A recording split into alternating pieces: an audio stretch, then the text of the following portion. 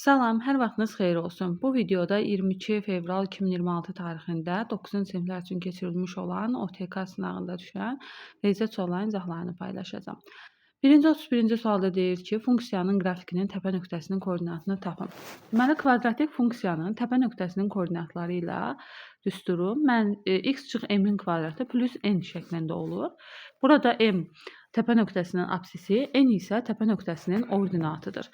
Hal-hazırda bizdə təpə nöqtəsinin apsisinin yerində 2 dayanır, təpə nöqtəsinin ordinatının yerində isə 3 dayanır.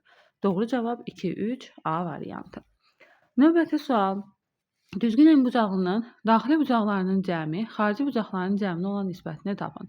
Düzgün en bucağının daxili bucaqlarının cəmi 180 dərəcə n çıxılsın 2 düsturu ilə hesablanır. Xarici bucaqlarının cəmi isə 360 dərəcədir. Düzgün en bucağının, yəni xarici bucaqların cəmi həmişə 360 dərəcə olur. Burada 180 ilə 360-ı ixtisar eləsək, 2 qalar burada və n çıx 2 bölünsün 2 olacaq. Doğru cavab C variantı. Növbəti 33-cü sualda 2 toplanandan birinə 7, digərinə -3 əlavə edilsə, cəm necə dəyişər? Burada 2 dənə toplanandır. Deyək ki, aydın olsun deyə toplananlardan birini x, birini y götürək. Yəni bizim cəmimiz hal-hazırda x plus y-dir. Burada x-a 7 əlavə etsəm, y-ə isə -3 əlavə etsəm, -3 əlavə etmək demək, yəni y-dən 3 çıxmaq deməkdir. İndi gəlin görək bizim cəmimiz necə dəyişəcək. İndi yeni ədədimiz x plus 7-dir. İkinci ədədimiz isə y çıx 3-dür. Bunların cəmini hesablasaq, x plus y 7-dən 3 çıxanda 4 olacaq. Yəni, əvvəl cəmimiz x plus y idi. Hal-hazırda isə cəmimiz x plus y-in üzərinə 4 əlavə eləmiş olduq. Yəni, 4 vahid artmış oldu. Doğru cavab E variantı. Növbəti 34-cü sualda sahəsi 120 olan ABC üçbucağının B-in və C-in medianları K nöqtəsində kəsişir.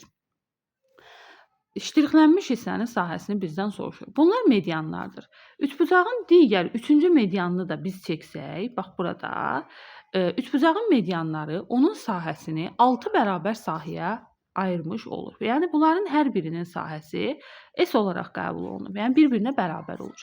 Və ümumi ABC üçbucağımızın sahəsi 120-dirsə, 6 dənə kiçik S-dən ibarətdir axı ümumi ABC üçbucağımız. 6S deməli 120-dirsə, S-i buradan tapıram ki, 120-ni 6-ya bölürəm 20-dir. Yəni, burada bir dənə S-in qiyməti 120, daha doğrusu 20-dir. 20 kvadrat santimetrdir. Və bizə 2 dənə S-in, 2 dənə S olan yer, yəni bu hissə lazımdır. Yəni 2S lazımdır bizə. 2-ni vururam 20-yə, doğru cavab edir 40. Doğru cavab E variantı. Növbəti 72 ədədinin 8-də 3 hissəsini soruşur. 72-ni vururuq 8-də 3-ə. 72 ilə 8-i ixtisar edirəm. Burada 9 qalır. 9-u da 3-ə vuranda doğru cavab 27 A variantı. 36-da AMB və BNC və AKS qövslərinin uzunluqları nisbəti uyğun olaraq 2/3/4-dür. Bu tam çevrədir də, yəni bu qövslər 3-ü bir yerdə tam çevrəni əmələ gətirir. Onda 2K, 3K, 4K nisbətlərində olsalar, bunların cəmi çevrə 360 dərəcədir, 360-a bərabər olar.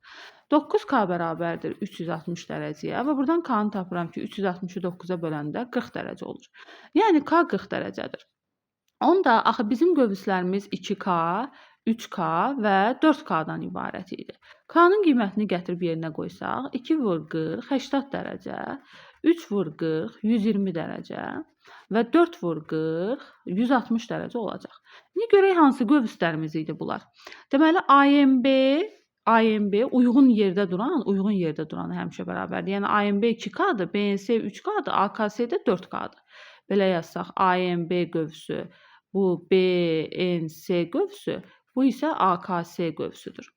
İndi üstlərində yazaq. 80, 120 və 160-dır. Bu qövs 80 dərəcə, bu qövs 120 dərəcə, bu qövs də 160 dərəcə olur. Buradan bizə BAC bucağını soruşur. Yəni bu bucağı soruşur. Bu bucaq söykəndiyi qövs BNC qövsüdür. Yəni BNC qövsünü söykənən daxilə çəkilmiş bucaqdır. Daxilə çəkilən bucaq söykəndiyi qövsün yarısına bərabər olur. Deməli 120-nin yarısı 60 dərəcə olacaq. Doğru cavab E variantı. Növbəti bərabərsizliyin neçə tam əlli var? Modullu bərabərsizlikdir, doğrudurmu? Modulu yox eləmək üçün biz həm bunun mənfisini, həm müsbətini götürməliyik. Yəni burada x -4 ilə 4 arasında qiymət alır. Burada neçə tam həlli var? -4 ilə 4-ün arasında -3, -2, -1, 0, 1, 2, 3. Doğru cavab 3, 4 və 7 olacaq B variantı. Növbəti sual. Kökləri cəmini tapın. Tənliyin kökləri cəmi, elə burada köklərini tapmağa heç ehtiyac yoxdur. Viet teoreminə görə tənliyin köklərin cəmi əks işarə ilə B böl A-ya bərabər olur. Burada B 6-dır, A isə 2-dir. Yəni -6 bölü 2 doğru cavab -3 A variantı olacaq. Baxaq növbəti suala. 6 kiloqram konfetin qiyməti 48 manat olarsa, 9 kiloqram eyni növ konfetin qiyməti neçə manat olar? 6 kiloqram əgər 48 manatdırsa, 9 kiloqram görək nə qədər olacaq? X manat. Burada baxırıq. Bu düz mütənasib asılıdır, yoxsa tərs mütənasib asılıdır? Təbii ki, konfetin çəkisini artırdıqca ona verəcəyimiz məbləğin də qiyməti artacaq. Yəni düz mütənasibdir. Düz mütənasibdirsə bu zaman çarpaz şəkildə vururuq. Deməli 6 vur x bərabərdir 9 vur 48-ə. Buradan da x bərabərdir 9 vur 48 bölünsün 6-ya. 6 ilə 48-i ixtisar eləsən burada 8 düşür. 9 da 8-ə vuranda doğru cavab 72 B variantı olur. Baxaq növbəti suala. A vur B hasilini soruşur. Doğrudurmu? A vur B. A-nın qiymətini qoyaq yerinə 3 üstü 3, 4 üstü 4, 5 üstü 5. B-ni də yazsaq, B 20 üstü -4-dür. 20-ni burada parçalasaq, yəni bunların hansı ədəd olduğunu tapmağa ehtiyac yoxdur. Yəni işi çətinləşdirməyə ehtiyac yoxdur. 20-ni parçalayanda 20-ni 4 vur 5 kimi yazsam, 4 üstü -4 vur 5 üstü -4 olacaq. Və 4 üstü -4-ü də 2-nin kvadratı kimi yazsam, bax bunu 2-nin belə 2-nin kvadratı kimi yazsam, üstü -4 olacaq və qüvvətini tapanda qüvvətlər bir-birinə vurulur. 2 üstü olur. 2 üstü buranı düzəldim. 2 üstü 2-ni -4-ə vuranda -8 olacaq. 5 üstü -4. İndi hesablayaq. Deməli, əsasları eyni olan qüvvətləri vuranda qüvvətlər toplanır. Burada da 4 var, burada da 4 var. Bunu da yazaq da, onu da 2-nin kvadratı kimi. Heç bilsək yazmazdıq əvvəldən. Nəysə yazdıq. 2-nin kvadratı kimi yazsaq, burada 2 üstü 8 olacaq. 2 üstü 8, bax 2 üstü 8, burada 2 üstü -8. Əsaslar eynidir. Vuranda qüvvətlər toplanır və 8-in üstünə -8 gələndə 0 eləyir. Yəni 2 üstü 0 olur. 3 üstü 4 qalsın, çünki başqa üçümüz yoxdur. 5-ə də baxsaq, 5 üstü 5, 5 üstü -4. Vuranda qüvvətlər toplanır. 5-in üstünə -4 gələndə eləyir 1. Yəni 1 də yazılmır. İndi görməyiniz üçün yazdım aydın görməyiniz üçün. 2 üstü 0 bizə 1 verir. Yəni istənilən ədədin qüvvəti bizə 1 verir. 3 üstü 4 81 eləyir. Yəni 3-ü 4 dəfə öz-özünə vuranda 81 eləyir. 5 üstü 1 də 5-dir. 81-i də 5-ə vuranda cavab olur 405. Hardasa səhvlik elədik. Onu da biz cavab ala bilmədiksə. 3 üstü 3 deyim. Mən niyə bunu 4 yazmışam növbəti dəfə? Bu 3 üstü 3-dür. Səhvimiz yəqin ki buradadır. 3 üstü 3 eləyir deməli 27. Bunu silsək. 3 üstü 3 eləyir 27. Yazaq 27. 27-ni də 5-ə vuranda 135. Doğru cavab olur B variantı. Baxaq növbəti suala. Ştrixlənmiş hissədə olan elementlərin cəmini tapın. Ştrixlənmiş hissə hansı hissə sayılır? Yəni A-nın B-dən fərqli elementləri. Yəni A-da olub B-də olmayanlar. Gəlin həm A-da olub, həm B-də olanların üstünə xətt çəkək. 3 B-də də var, gördüyünüz kimi. 2 B-də də var. 5 B-də də var. Və s. Yəni digərləri fərqlidir. Deməli, A-da olub B-də olmayanlar 1-dir, 4-dür və 6-dır.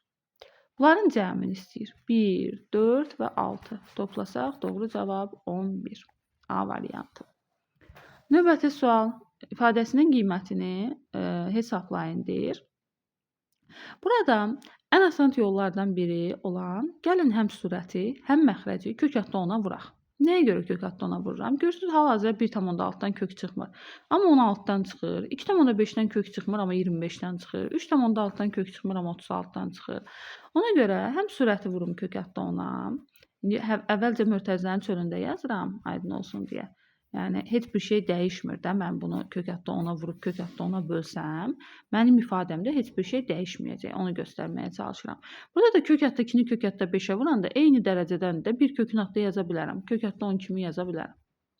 İndi bax, sürətdə vururam. Kök haqqda onu vururam bir-bir mötərizənin içinə. Kök haqqda 10, bax eyni dərəcədən köklərdir. Görürsüz, 10 da ikinci dərəcədəndir, bu da ikinci dərəcədəndir. Bir kökün altında salıb bir-birinə vura bilərəm də. 1,6-nı 10-a vuranda eləyir 16. 2,5-i 10-a vuranda eləyir 25. 3,6-nı 10-a vuranda eləyir 36. İndi məxrəcdə də 2 kök haqqda onu vururam kök haqqda 10. Elə bunu toplayaq qabaqcadan. 2 kök haqqda 10 üstə gəl kök haqqda 10 eləyir 3 kök haqqda 10. 3 kök haqqda 10 da kök haqqda 10-a vuranda eləyir 3 vurulsun 10. Yəni kök haqqda 10-u kök haqqda 10-a vuranda kökdən çıxmış olur. Məxrəc oldu 30. Sürət oldu 16-dan 4 çıxır, 25-dən 5 çıxır, 36-dan 6 çıxır. Toplasaq sürət 15, məxrəc 30. İxtisar eləsəm 2-də 1. 2-də 1 demək 0,5 deməkdir. Doğru cavab D variantı. Növbəti sual. M parametrinin hansı qiymətində çox ədlisinə sərbəst həddir 3-ə bərabərdir. Deməli, kvadrat tənlikdir. Kvadrat tənliyi sərbəst həddir yanında heç bir dəyişəni olmayan hissədir. Burada heç bir dəyişən olmayan hissə bax budur. Yəni, sərbəst həddimiz bizim 15 çıxılsın 3M-dir. Və sərbəst hədd deyir 3-ə bərabərdir. Bərabər edək 3-ə. Mənfi 3M bərabərdir. 15-dən 3 çıxanda 12-yə. Daha doğrusu mənfi 3M verirəm. Sonra mənfi 12 yazmalıyam. Müsbət 3M yazım. 15-dən 3 çıxanda 12-yə. M də bərabərdir. 12-ni 3-ə bölürəm 4. Deməli, M-in 4 qiymətində sərbəst həddimiz 3 olacaq. Növbəti sual. 2 tərəfi 8 və 9 olan üçbucağın perimetrinin ala biləcəyi tam qiymətlərin cəmi. Gəlin üçbucağın 2 tərəfini yazaq. 8 buradır, 9 buradır. Burada x versək, üçbucaq bərabərsizliyinə əsasən üçbucağın hər bir tərəfi digər 2 tərəfin fərqinin modulundan böyük və cəmindən kiçik olmalıdır. Yəni 1-dən böyükdür x, 17-dən kiçik. 1-dən böyük 17-dən kiçik. Perimetrin ala biləcəyi tam qiymətlərin sayını soruşur. Deməli, bu üçüncü tərəf 1-dən 17-yə kimi qiymətlər ala bilər. 1-dən 17-yə kimi. 1-dən 17-yə kimi neçə dənə ədəd var? Bunu tapmaq üçün 17-dən 1-i çıxıb, 1-dən də 1-i çıxmaq lazımdır. Çünki heç biri daxil deyil. Nə 1, nə də 17 bura daxil deyil. 17-dən 1 çıxanda 16, odan da 1 çıxanda 15. Deməli, bu üçüncü tərəf 15 fərqli qiymət ala bilir. Əgər üçüncü tərəf 15 fərqli qiymət alırsa, deməli perimetr də 15 fərqli qiymət alacaq. Çünki perimetr 3 tərəfin cəminə bərabərdir də. Doğrumu? Deməli, tam qiymətlərin sayı olacaq 15. Növbəti sual ifadəsini sadələşdirin. İfadəsini sadələşdirək. Gəlin sürəti vuruqlara ayıraq. X kvadratı çıx 5x plus 6. Gəlin bunun köklərini tapaq. Viet teoreminə əsasən köklər hasili 6, köklər cəmi mənfi 5 olmalıdır. Daha doğrusu müsbət 5 olmalıdır. Çünki əks işarə ilə yazmalıyıq. Gəlin bunun köklərini tapaq. Hansı ədədlər ola bilər? 2 ilə 3. Hasili 6 edir, cəmi 5. Deməli, bunun vuruqlara ayrılması olur belə. X çıx 2, x çıx 3. Yəni, kökləri tapandan sonra bu şəkildə yazırıq. İndi digər. Bunu vuruqlara ayıraq. X kvadratı çıx 2x, çıx 8. Bərabərdir 0. Köklərimizə görə köklər hasili mənfi 8, yəni əks işarə ilə C-yə, köklər cəmi isə B-yə bərabərdir. Bu hansı ədədlərdir? Cəmi 2 eləsin, hasili mənfi 8. Deməli, 4 ilə mənfi 2. Cəmi 2 eləyir, hasili mənfi 8 eləyir. Deməli, vuruqlara ayırmamız olur belə. X çıx 4, x üstə gəl 2. Niyə üstə gəl 2? Çünki kökümüz mənfidir. Məxrəcdə də x üstə gəl 2 var. İndi ixtisarlara gəlin baxaq. X üstə gəl 2-lər ixtisar gedir, x çıx 3-lər ixtisar gedir. Burada qalır x çıx 2, ikinci tərəfdə də qalır x çıx 4. X-ları 1 hesablayıram, 2x edir. Mənfi 2-dən də 4 çıxanda mənfi 6 edir. Doğru cavab 2x çıx 6, D variantı. Növbəti sual. ABCD artan müsbət ədədlər sırasının ən böyük fərqi bu sıranın medianına bərabərdir. Artan müsbət ədədlərdir. Fikir ver. Artan müsbət ədədlərdir. Burada ən böyük fərq nə ola bilər? Təbii ki, ən böyük ədəd D, ən kiçik ədəd A olduğuna görə ən böyük fərqimiz D çıx A olacaq. Bəs ən böyük fərqi bu sıranın medianına bərabərdir. Bəs bu sıranın medianı nədir? Hər tərəfdən median necə tapılır? Eyni sayda ayırıram. Bax, buradan da bir dənə ayırdım, buradan da bir dənə ayırdım. Ortada qalan 2 dənənin cəminin yarısı bizim medianımızdır. Bunlar bir-birinə bərabərdir deyir. Bu ifadəni tap deyir. Buradan çarpaz vursaq, 2D çıx A, 2A bərabərdir B üstə gəl C-yə. Bax, burada görürsünüz 2D çıx C yazıb surətdə. Bax, 2D çıx C yazıb. Buradan 2D çıx C-ni tapaq. 2D, C-ni də keçirdirəm bu tərəfə, çıx C. Onda B burada qalır. 2A-nı da bu tərəfə keçirdirəm. Plus 2A. Onda deməli, burada da 2A plus B-dir axı. Sürətdə 2D çıx C-nin əvəzinə. 2D çıx C-nin əvəzinə. Gətirib, bax, bunu yazsam. Bax, bunu yazsam.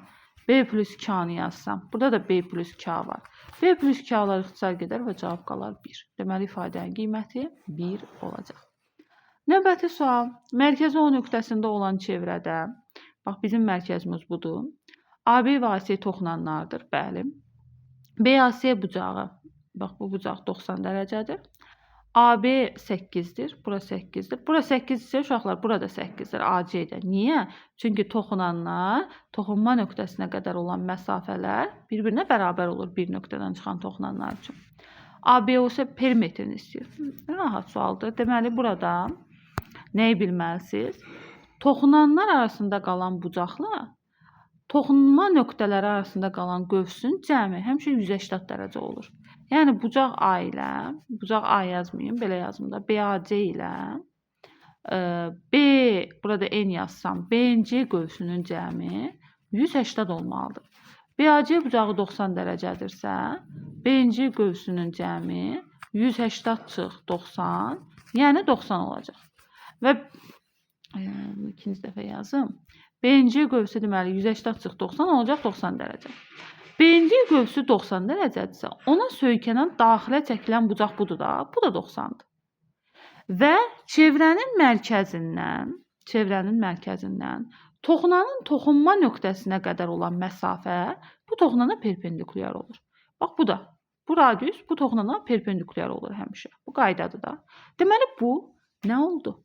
Deməli, kvadrat oldu da. Bu 8 isə, bu da 8-dir, bura 8 isə, burada 8-dir. Və burada deməli bizə verilən ABOC dördbucaqlısı kvadratdır. Kvadratın perimetri necə hesablanır? 4 vur A ilə, yəni tərəf ilə. 4 vur 8. Perimetri olacaq 32. Doğru cavab 32-dir. Baxaq növbəti suala. 50 manatlıq məhsulun qiyməti artılaraq 60 manat olur. Məhsulun qiyməti neçə faiz artdı? Deməli, burada faiz artımı düsturundan istifadə edə bilərsiniz. Sürətdə bunların fərqi 50-dən 60-a qalxıb, fərqinin modulu. Məxrəcdə həmişə əvvəlki qiymət yazılır. Yəni, burada əvvəlki məhsulun əvvəlki qiyməti 50 manatdır. Vur, faizə çevirmək üçün 100-ə vururuq. Sürət elədi 10, məxrəc elədi 50 vur 100. İxtisar eləsək 50 ilə 100-ü 2 qalır. 2-ni də ona vuranda 20%. Deməli, məhsulun qiyməti 20% artıbdır. Növbəti suala baxaq. A və B natural ədədlərinin ortaq olmayan sadə vurğuların hasili C-dir. Bax, burada əkub 3AB, əbob 3AB var. Biz deməli, ortaq vurğu mörtəzi xaricdən çıxarda bilərik. Əkobda da, əbobda da. Çıxardıram. 3-ü çıxartdım sürətdən. Əkub AB qaldı. Məxrəcdən də nəyə çıxardıram? 2-ni çıxardıram. Əbob AB qaldı. Bərabər vurulsun 1/3C. Bax, əkub AB-nin bu bir düsturdur. Əkub AB-nin əbob AB-yə nisbəti bizə nə verir? C-ni verir. Deməli, biz onda əkub AB böl əbob AB-nin yerində C yaza bilərik. Deməli, 3C böl 2 vurulsun 1/3C. C-lər ixtisar gedir, 3-lər ixtisar gedir və cavab qalır 2-də 1. Yəni, 0,5. Doğru cavab 0,5. Baxaq növbəti suala. Təyinlər sistemindən x, y hasilini soruşurum. Çox rahat buradan x-i tapa bilərsiniz. 4/2 2 eləyir. Gətirib ikincidə x-in yerinin qiymətini qoyuram. Y-də olur 9 çıx 2 7. X, y hasilini istəyir də 2 vur 7 cavab olacaq 14. Növbəti sual. Burada A B-yə paraleldir. B C-yə paraleldir. Deməli, A da C-yə paraleldir. Bu o deməkdir ki, KB bucağı, KB haradır? Bura. 100 dərəcədir. Sonra SDP bu bucaq 120 dərəcədir. YBC bucağını soruşur. Yox, SYB bucağını soruşur. Bax, bu bucağı bizdən soruşur. Baxaq. Deməli burada 100 dərəcə budur. Bunlar paraleldirsə əgər, bax bununla bu paraleldirsə, başqa rəngdən göstərim. Bu bucaqla bu bucaq daxili bir tərəfli bucaqlardılar. Çünki bu onu kəsəndir də, paralel düz xəttləri kəsəndir. Bu paralel düz xəttləri kəsəndir. Deməli, bunlar daxili bir tərəfli bucaqlardır. Daxili bir tərəfli bucaqların cəmi həmişə 180 dərəcə olur. Deməli, onda mən bu bucağı tapmaq üçün 180-dən bu 100 dərəcəni çıxıram. Buna qalır 80. Sonra, indi bu düz xəttlə də bu düz xətt paraleldir. Bu da onu kəsəndir. Bu 120 dərəcədirsə, bu da ondan daxili bir tərəfli bucaqdır da. Bunların da cəmi 180 olmalıdır. Onda bu da 60 dərəcə olur. İndi bizə veriləndən fikir versəz, bax bu bir üçbucaqdır. Bax bu üçbucağı gəlin kənarda çəkim. Bu bucağı 60 dərəcə, bu bucağı 80 dərəcə. Bizdən soruşulan bucaq bax bu bucaqdır, təpə bucağı. Üçbucağın daxili bucaqların cəmi axı 180 olur. 180-dən çıxaq 60 dərəcə ilə 80 dərəcənin cəmini. Yəni 140-ı. 180-dən 140 çıxanda qalır 40 dərəcə. Yəni bizdən soruşulan SYB bucağı bərabərdir 40 dərəcəyə. Doğru cavab 40. Növbəti ABCD paralelogramında DY parçası ADS üçbucağının tənbülənidir. Bir dəqiqə. DY parçası ADS bucağının, bu bucağın tənbülənidir. Onda burada alfadır, burada alfadır. Yəni bir-birinə bərabərdir. Sonra AB 5-dir. Paralelogramdır da, onda burada 5-dir. Uşaqlar, baxın, əgər bu tənbüləndirsə, həmişə yadda saxlayın. Bu bucaqla bu bucaq bir-birinə bərabər olur. Niyə? Çünki BC tərəfi ilə, bax bu BC tərəfi ilə AD tərəfi paralelogramın qarşı tərəfləri də paraleldir. Bu da onun kəsəndir. Onda deməli bunlar çarpaz bucaqlar olur da, bir-birinə bərabər olur. Bir-birinə bərabər olanda burada yaranan bu YC D üçbucağı bərabər yanlı üçbucaq olur. Və CD 5-dirsə, aydın məsələdir ki, YCD 5 olacaq. BY-ni də bizə 3 verib. Onda deməli, bu ümumi BC tərəfinin cəmi olur 8. Deməli, bu da 8-dir. Bu paralelogramın perimetridir. Tərəflərini artıq bilirəm mən. 5 plus 8 toplayıb 2-yə vurmaq kifayətdir. 13 vurulsun 2, 26. Yəni, paralelogramın perimetri 2 vurulsun, A üstə gəl B ilə hesablanır. Doğru cavab 26. Növbəti sual 53-də bu xətti funksiyasının qrafikinə əsasən n parametrini ala biləcəyi natural qiymətlərin sayını bizdən soruşur. Deməli, burada nəyi bilirik? K-nın mənfi olduğunu bilirik. Çünki bizim funksiyanın qrafiki absissoxun müsbət istiqamətlə iti bucaq əmələ gətirir. Deməli, 4m-25 mənfi ədəddir. Və B-nin, yəni sərbəst həddin, sərbəst hədd burada nədir? M plus 2-dir. Müsbət olduğunu bilirəm. Niyə? Çünki yuxarıda yerləşibdir. Yəni, ordinat oxunu yuxarı istiqamətdə kəsibdir. Buradan M mənfi 2-dən böyük olmalıdır.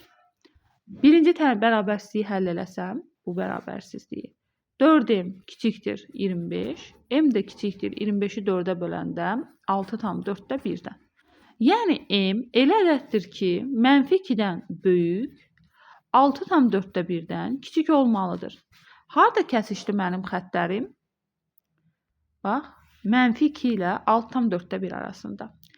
M-in ala biləcəyi natural qiymətləri soruşur. Yəni, bu sözə fikir verin. Tam qiymətləri saymayın, mənfiləri saymayın, sıfırı saymayın.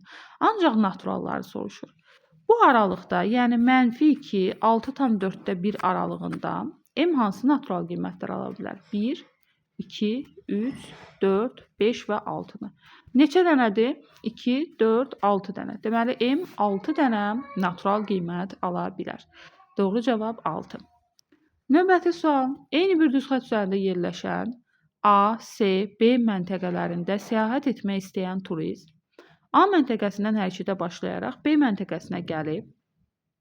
Deməli, A-dan hərəkətə başlayır. Gəlin bunu birdən böyük çəkim. Deməli, A buradır, C buradır, B də buradır. Deməli, eyni bir düz xətt üzərində yerləşən ABC məntəqələrində səyahət etmək istəyən turist A məntəqəsindən hərəkətə başlayaraq, gəlin bu A-dan C-yə qədər məsafəni X, C-dən B-yə qədər məsafəni Y qəbul eləyək. Deməli, turist A-dan C-yə gəlib. A-dan B-yə kimi gəlib. Yəni x plus y-i gəlib. Deməli B məntəqəsinə gedib C məntəqəsinə qayıdıb təzədən. C məntəqəsinə qayıdıbsa bir y-i təzədən qayıdıb və 40-a bərabər olub. Sonra B məntəqəsindən hərəkətə başlayaraq, indi B-dən hərəkətə başlayıb turist. Bax, buradan başlayıb hərəkətə. A məntəqəsinə gedib, bax, gəlib belə. Deməli, y plus x-i gəlib, təzədən C məntəqəsinə qayıdıb. Yəni, təzədən bu x məsafəsini qayıdıb və 50 kilometr yol qət edib. Bizdən AC məntəqələr arasındakı məsafəni, yəni bu x istəyir. Yəni, A-dan C-yə qədər istəyir. Yəni, x istəyir. Gəlin tapaq. Tənliklər sistemində artıq tənliklər sistemimizi qurmuşuq. Birinci tənliyimiz olur x plus 2y bərabərdir 40-a. İkinci tənliyimiz olur 2x plus y bərabərdir 50-yə. Buradan hər tərəfi birincinin hər tərəfini mənfi 2-yə vurub, yəni x-ları yox eləmək istəyirəm. Ona görə mənfi 2-yə vururam. Hər tərəfi mənfi 2-yə vururam. İkinci tənliyim qalır. Əslində gərək y-ləri yox eləyərdim. Çünki mənə x-in qiyməti lazımdır. Nəysə, daha yazdıq. X-ları toplayanda getdi. Mənfi 4-ün üstünə y gələndə mənfi 3y edir. Mənfi 80-ın üstünə 50 gələndə mənfi 30 edir. Y də bərabərdir. Mənfi 30-u 3-ə böləndə edir 10. Deməli, y məsafəsi, yəni C-dən B-yə qədər məsafə 10-dur. Gətirib hər hansı tənliyin birində yerinə qoyub x-i tapıram. Harada qoyaq? Fərqi yoxdur. Elə burada qoyaq. Bax, bu tənlikdə. Olur x plus 20. Y-in yerinə 10 qoydum. 40-dır. X də olur neçə? 40-dan 20 çıxanda 20.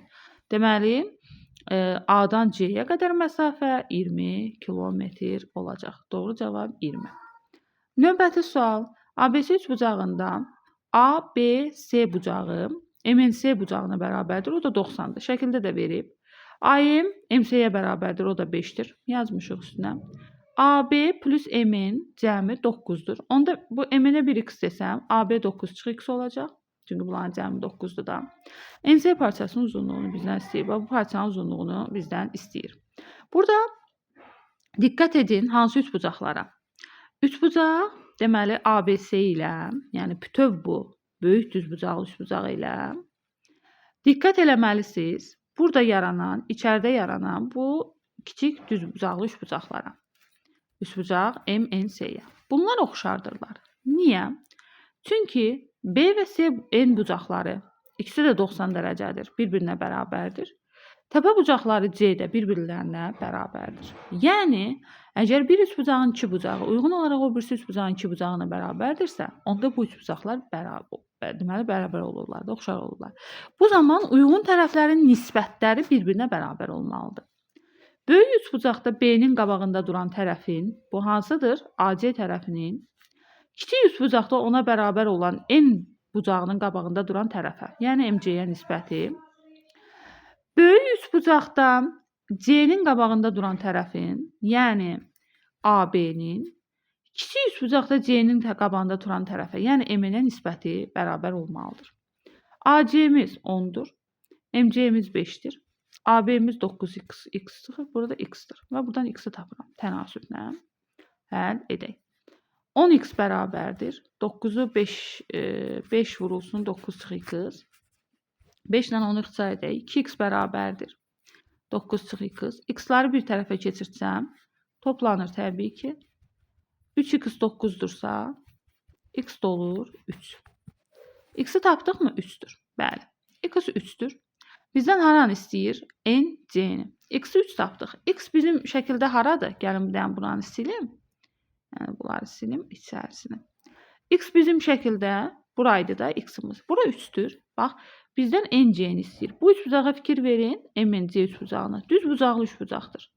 Hipotenuzu 5-dir. Katetinin biri 3-dür. NC olacaq 4. Necə tapdıq? Pifaqor teoreminə görə NC, MC-nin kvadratı çıx M-nin kvadratına bərabərdir. Yəni 25 çıxılsın, yəni 5-in kvadratı çıx 3-ün kvadratı, yəni 9.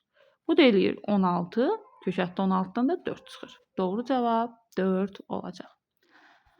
Belə, bugünkü sınaqda düşən riyaziyyat suallarının izahlarını paylaşdım. Bu videomuzda bu qədər. Sağ olun.